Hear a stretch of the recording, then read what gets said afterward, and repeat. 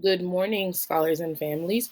I wanted to come to you quickly to shout out some students as well as to make some clarifications. So, first things first, I really want to shout out these scholars that you see on my screen.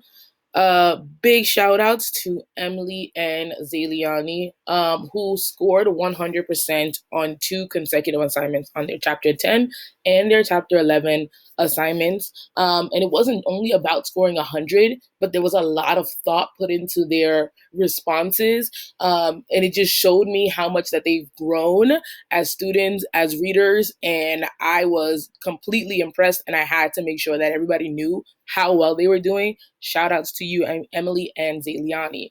Other shout outs to Aiden, Aaliyah, Elijah, Raina, Andelise, Michael, Miliani's, Leah, and Naomi, who scored either 100 on one or maybe both assignments, but the quality of the work was still pretty high, which leads me to the next conversation.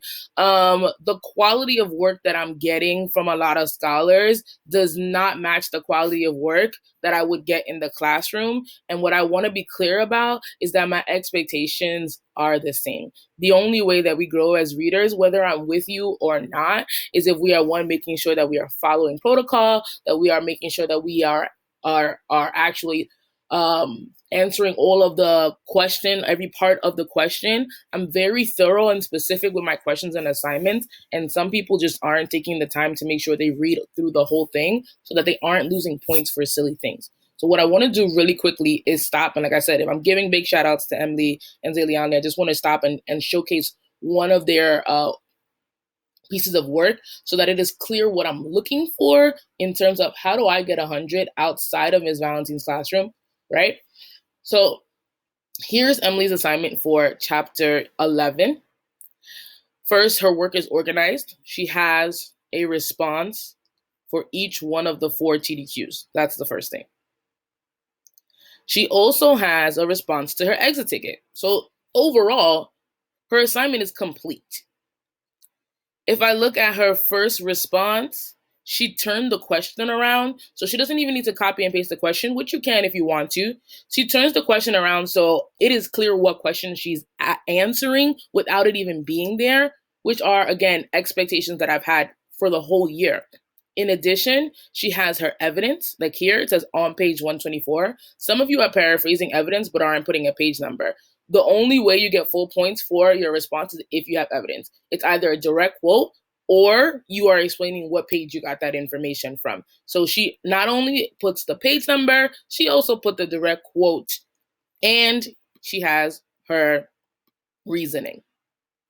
So this question one goes above and beyond what I wanted. For TDQs, again, all I want is an inference and a piece of evidence. For 2, she didn't go as hard. And you see, like I said, this is doable for everyone. Here's her inference. Leon Longbridge and John Wood did not see Sam because Sam was hiding in camouflage. Then she goes in with her evidence. And it's pretty simple. Again, this is what I'm looking for. This is what the assignment required.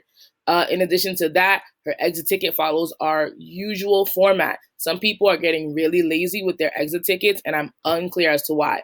All year, our exit tickets are our short response practices. I'm unclear why I'm getting incomplete exit tickets. As usual, exit tickets should have a claim. They should have 2 pieces of reasoning, so rather 2 pieces of evidence with 2 reasoning sentences to support those reasonings. Again, you see Emily do that here, and I wanted to stop and highlight it so that if you were confused, you know what it looked like and what I'm expecting so that you can get 100. Again, my expectations cannot change for you. No way. Whether you're in front of me or not, they have to be the same because I know you guys can do it.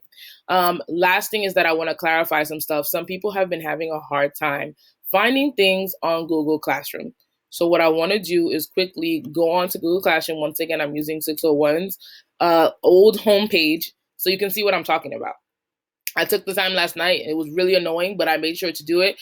Thanks to Ms. Cotton, who shouted us out, or rather kind of let us know that things were getting messy on our Google Classroom. So I went through and I organized things so that they were easier to find. When you log into Google Classroom, if you click classwork, if you're kind of getting over the fact that you're going through all of these, the whole stream and all these posts, hit classwork, and I've organized everything accordingly. So it's either one or two things. I'm either asking you a question or I'm assigning your classwork. These are the two most important things right now, or it's an assignment, or sorry, rather an announcement. The announcements you'll find on the stream. So if you're getting tired of scrolling through, just click classwork. And I'm now making sure to organize. And I got feedback yesterday from students. Thank you for the feedback, that I should be putting the date so that it's easier to find your classwork. So here it is. You'll have your chapter. You'll have your the date next to the chapter if you click on the classwork. I still recommend going through your stream because I make announcements daily. There are also quick questions that I'm asking on the daily. Right now, the most important one is the attendance question. So I added that yesterday, but I might have added it too late. So today I made sure that it was up before the Google Meet. And it's up. I posted it at 7:39 here for 6-1. I posted it a little later for the other 3 classes. Please make sure that you're answering this question every day. It's super helpful. Again, it helps us. The more people that log onto Google Classroom or Google Meet, the more we can serve you guys with our distance learning program. We just need to make sure we know who's using it and who's taking advantage. So please, please, please make sure you're answering my attendance questions daily. My attendance question daily. It's going to be a new question every day, but the question is the same. You click it and you just pick one of the 2 responses.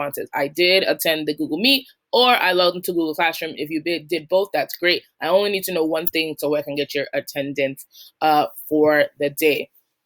Last thing is, I'm trying to make sure I push up the most important things, or the most important post to reference. Right now, I found out that a lot of people just didn't know how to navigate our YouTube page, or that there was even a YouTube page. So that link, I'm going to try to make sure it's always pushed to the top. And right now, I'm going to push this to the top as well, Frifles Mountain. Some people were asking where it was. So if I move it to the top,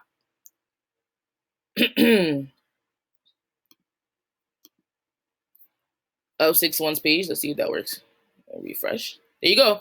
It's right there at the top now. So those are the things I'm going to try to keep up there because they're the most important. I'm going to try to make sure that our YouTube playlist, Jesus, what is happening?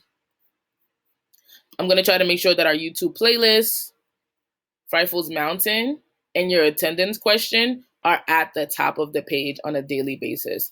If you have any other questions in terms of what you are expected to do, or how to find something on Google Classroom, or how to submit something on Google Classroom, please feel free to reach out to me. Please stay safe, enjoy your days, and I will catch you later. Bye-bye.